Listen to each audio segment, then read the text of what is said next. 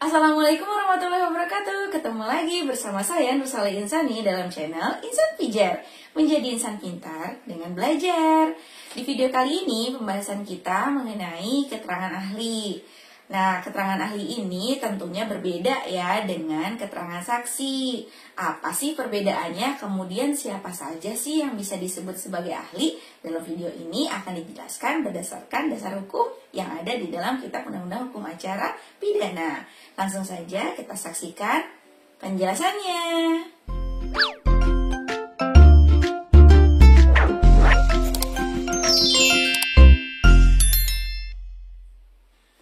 Ketika kita mau merujuk apa itu pengertian keterangan ahli, nah tentunya dasar hukumnya terdapat dalam Kitab Undang-Undang Hukum Acara Pidana ya, KUHP.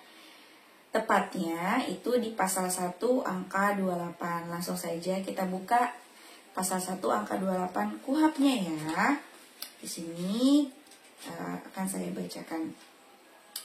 Keterangan ahli adalah keterangan yang diberikan oleh seseorang atau seorang ya yang memiliki keahlian khusus tentang hal yang diperlukan untuk membuat terang suatu perkara pidana guna kepentingan pemeriksaan. Itu pengertian keterangan ahli yang ada dalam pasal 1 angka 28 Kitab Undang-Undang Hukum Acara Pidana. Selain yang diatur dalam pasal 1 angka 28 KUHP, pengertian ahli juga dibahas di dalam pasal yang lain, yaitu terdapat dalam pasal 120 KUHP, 132 KUHP, dan 133 KUHP. Langsung saja kita bacakan satu persatu mulai dari pasal 120 KUHP-nya. Di mana pasal 120 KUHP menyebutkan dalam hal penyidik menganggap perlu, ia dapat meminta pendapat orang ahli atau orang yang memiliki keahlian khusus. Ahli tersebut mengangkat sumpah atau mengucapkan janji di muka penyidik bahwa ia akan memberi keterangan menurut pengetahuannya yang sebaik-baiknya, kecuali bila disebabkan karena harkat serta martabat, pekerjaan atau jabatannya yang mewajibkan ia menyimpan rahasia, dapat menolak untuk memberikan keterangan yang diminta. Nah, untuk yang menyangkut harkat martabat ini sebelumnya telah kita bahas ya, yang mana untuk saksi ini masuk ke dalam golongan B, saksi yang dapat mengundurkan diri ya, untuk memberikan keterangan sebagai saksi. Itu pasal 120 Kitab Undang-Undang Hukum Acara Pidana. Jika kita melihat kembali bunyi pasal 120 KUHP-nya, di mana berbunyi penyidik menganggap perlu. Berarti saksi ahli di sini dihadirkan dalam tingkat inkusatoir. Saksi yang hadir di tingkat inkusatoir ya, saksi ahli ini boleh disumpah. Ya, dan lebih jelasnya di 120 ini disebutkan tentang ahli yang memiliki keahlian khusus gitu. Oke. Sekarang kita lihat di pasal 132 Kitab Undang-Undang Hukum Acara Pidana, kita bacakan ya. Dalam hal diterima pengaduan bahwa sesuatu surat atau tulisan palsu atau dipalsukan atau diduga palsu oleh penyidik, maka untuk kepentingan penyidikan, oleh penyidik dapat dimintakan keterangan mengenai hal itu dari orang yang ahli. Nah, kalau kita merujuk ya, melihat pasal 132 ini, di situ yang diminta adalah ahli tentang surat palsu dan tulisan palsu gitu. Jadi nanti bisa didatangkan ahli dalam bidang tersebut ya. Itu dasarnya 132 Kitab Undang-Undang Hukum Acara Pidana. Kemudian ahli juga diatur di dalam pasal 133 KUHP. Nah, kita bacakan 133 KUHP-nya. Dalam hal penyidik untuk kepentingan peradilan menangani seorang korban baik luka, keracunan, ataupun mati yang diduga karena peristiwa yang merupakan tindak pidana, ia berwenang mengajukan permintaan keterangan ahli kepada ahli kedokteran kehakiman atau dokter atau ahli lainnya. Itu ayat 1. Sedangkan untuk ayat 2, permintaan keterangan ahli sebagaimana dimaksud dalam ayat 1 dilakukan secara tertulis, yang dalam surat itu disebutkan dengan tegas untuk pemeriksaan luka atau pemeriksaan mayat dan atau pemeriksaan bedah mayat. Nah, jadi kalau untuk 133 ini, dia ahlinya adalah ahli dokter ahli kehakiman ya. Jadi disebutkan di sini untuk memeriksa luka, kemudian luka lebam, kemudian mayat dan lain sebagainya ya, disebutkan di pasal 133 ini. Nah, pasal 133 ini teman-teman ya merujuk ke pasal 179 KUHP. Kita lihat 179-nya. Menyebutkan bahwa setiap orang yang diminta pendapatnya sebagai ahli kedokteran, kehakiman, saya ulang ya. Setiap orang yang diminta pendapatnya sebagai ahli kedokteran kehakiman atau dokter atau ahli lainnya wajib memberikan keterangan ahli demi keadilan. Ayat 2, semua ketentuan tersebut di atas untuk saksi berlaku juga sebagai mereka yang memberikan keterangan ahli, dengan ketentuan bahwa mereka mengucapkan sumpah atau janji akan memberikan keterangan yang sebaik-baiknya dan yang sebenarnya menurut pengetahuan dalam bidang keahliannya. Saksi yang ada di dalam ayat 2 ini maksudnya adalah merupakan keahlian ya, seperti itu. Jadi pasal 133 KUHP itu merujuk ke dalam pasal 179 KUHP.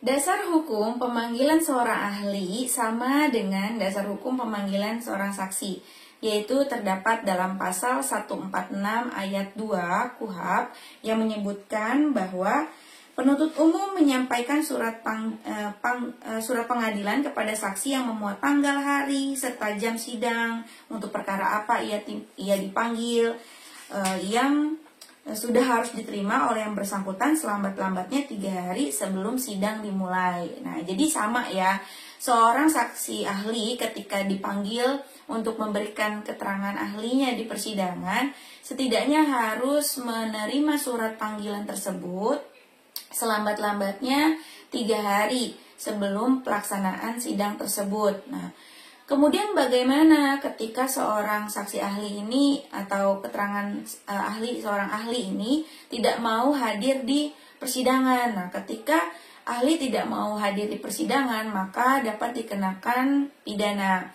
Pasalnya ada di pasal 224 Kitab Undang-Undang Hukum Pidana, yang mana ketika seorang saksi, ahli atau juru bahasa dipanggil ke muka sidang tidak mau, maka dalam perkara pidana akan dikenakan sanksi 9 bulan kurungan, kemudian dalam perkara lain atau perkara perdata dan lain sebagainya itu 6 bulan kurungan, seperti itu. Bagaimana nih jika ahli itu menolak untuk disumpah? Nah, tadi kan dalam ahli yang tidak mau hadir di persidangan dia kena pidana gitu kan. Kalau ahli yang tidak mau disumpah itu gimana? Itu juga diatur di dalam Kitab Undang-Undang Hukum Acara Pidananya. Kita lihat di pasal 161 Kitab Undang-Undang Hukum Acara Pidana. Saya bacakan ya. Ayat 1. Dalam hal saksi atau ahli tanpa alasan yang sah menolak untuk bersumpah atau berjanji sebagaimana dimaksud dalam pasal 160 ayat 3 dan ayat 4, maka pemeriksaan terhadapnya tetap dilakukan. Sedang ia dengan surat penetapan hakim ketua sidang dapat dikenakan sandera di tempat rumah tahanan negara paling lama 14 hari.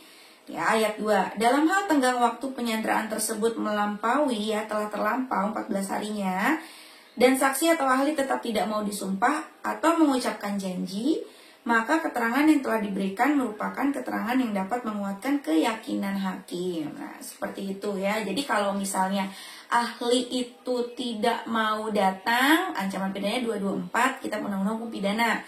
Kalau ahli tersebut tidak mau disumpah, maka ditahan atas perintah ketua sidang, hakim ketua sidang selama 14 hari di rumah tahanan. Seperti itu.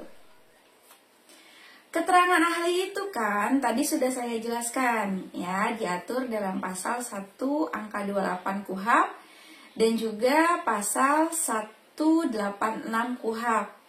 Ya, yang mana pasal 1 angka 28 KUHP itu menyebutkan keterangan ahli adalah keterangan yang diberikan oleh seorang yang memiliki keahlian khusus tentang hal yang diperlukan untuk membuat terang suatu perkara pidana guna kepentingan pemeriksaan. Nah, seperti itu. Nah, sedangkan di pasal 186 KUHP menyebutkan keterangan ahli adalah apa yang ahli nyatakan atau sampaikan di sidang pengadilan, gitu.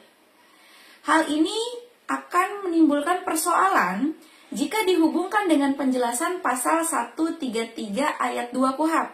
Nah, yang mana pasal 133 itu kan mengenai ahli dokter ya, ahli dokter kehakiman gitu ya, dokter ahli kehakiman yang meneliti mengenai luka, kayak korban luka, keracunan, mati gitu ya, keterangan dari dokter kehakiman atau dokter ahli lainnya seperti itu.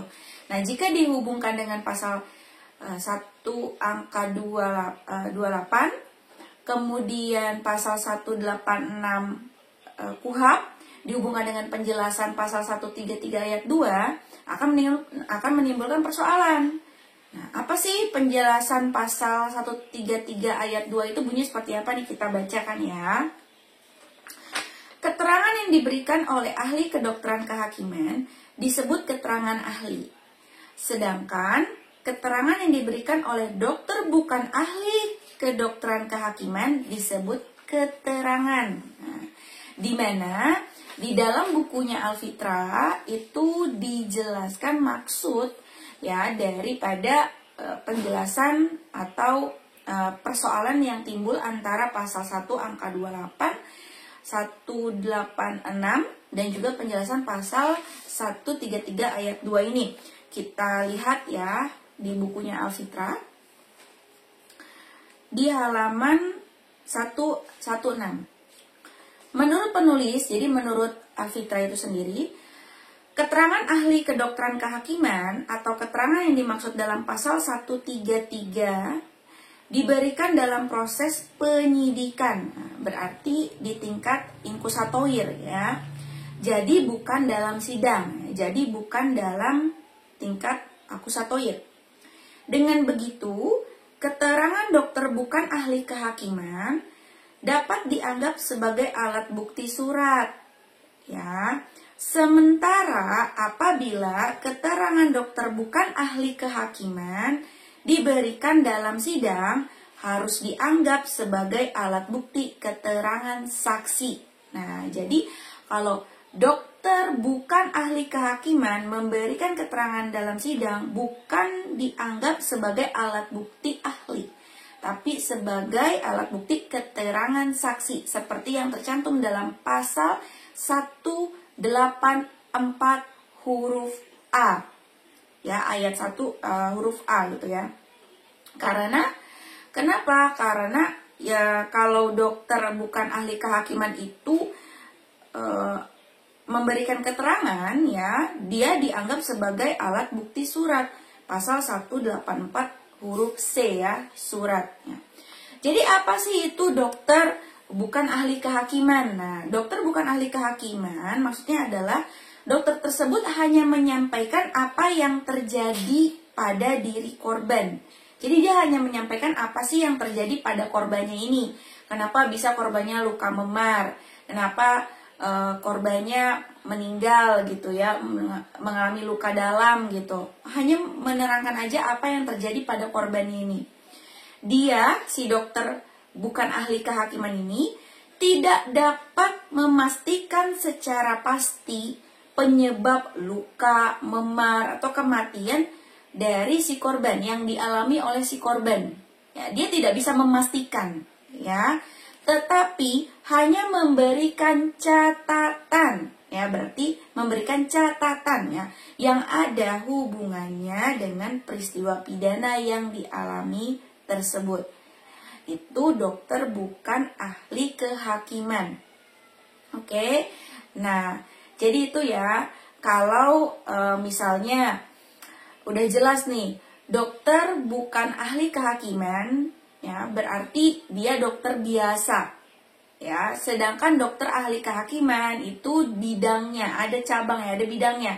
Apa? Dokter forensik, kemudian dokter psikologi. Nah, itu masuk ke dalam cabang keilmuan dokter ahli kehakiman, ya, masuk ke dalam sana. Nah, jadi ketika dokter bukan ahli kehakiman itu memberikan suatu catatan, itu disebut sebagai alat bukti surat yang termaktub dalam pasal 184 huruf C. Sedangkan kalau dokter bukan ahli kehakiman itu datang ke persidangan, memberikan keterangannya, masuknya sebagai alat bukti surat. Alat bukti saksi, alat bukti saksi yang termaktub dalam pasal 184 huruf A, ya, sub A. Oke, jadi yang dianggap sebagai keterangan saksi adalah yang ini, yang tercantum kalau misalnya korbannya itu mati, mengalami luka dan lain sebagainya, itu dokter ahli kehakiman. Nah, seperti itu ya. Nah, jadi apa sih sebenarnya beda antara ahli dengan saksi? Nah, jadi saksi sama ahli ini ada bedanya, ya. Apa bedanya ahli sama saksi? Kita akan bahas satu-satu perbedaan ahli dan saksi tersebut. Perbedaan kedudukan antara saksi dengan ahli itu ada 3. Nah, kita bahas yang saksi dulu ya. Saksi dalam memberikan kesaksiannya itu harus berdasarkan apa yang ia lihat sendiri, apa yang ia dengar sendiri, dan apa yang ia alami sendiri. Itu saksi ya, harus 3 ini ada. Pasal 1 angka 27 KUHP. Kemudian yang kedua, di dalam saksi ini mengenal ada yang namanya unus testis, nullus testis. Artinya apa? Satu orang saksi bukan saksi. Jadi saksi itu minimal harus 2. Itu apa yang tercantum dalam pasal 185 ayat 2. Ya, Kitab Undang-Undang Hukum Acara Pidana. Kemudian yang ketiga, yang terakhir ciri dari saksi ini, kesaksiannya harus diberikan secara lisan, langsung di muka sidang.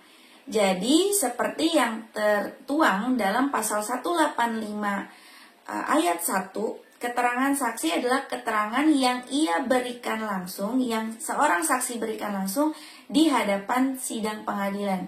Ya, jadi di muka sidang, di tingkat akusatoir. Nah, itu tentang saksi. Kalau ahli itu kan beda dari saksi. Saksi itu pasal 1 angka 27. Dia harus lihat sendiri, mengalami sendiri, mendengar sendiri. Tapi kalau ahli tidak demikian. Kalau ahli itu memberikan keterangan mengenai hal-hal yang sudah ada, di mana dia mengambil kesimpulan mengenai sebab dan akibat mengapa peristiwa itu terjadi. Itu yang pertama. Kemudian yang kedua, ciri dari ahli itu tidak mengenal yang namanya asas unus testis, nullus testis. Jadi, satu orang keterangan ahli saja, ya, satu orang ahli saja bisa atau sudah cukup untuk membangun suatu keyakinan hakim atas suatu peristiwa yang terjadi gitu. Jadi, kalau hakim merasa cukup satu, ya udah gitu. Beda sama saksi ya. Kalau saksi kan harus 2 minimal. Tapi kalau ahli 1 cukup kalau hakimnya sudah yakin. Kemudian ahli ini harus memberikan keterangannya bisa lisan, bisa tulisan. Kalau saksi itu kan harus lisan.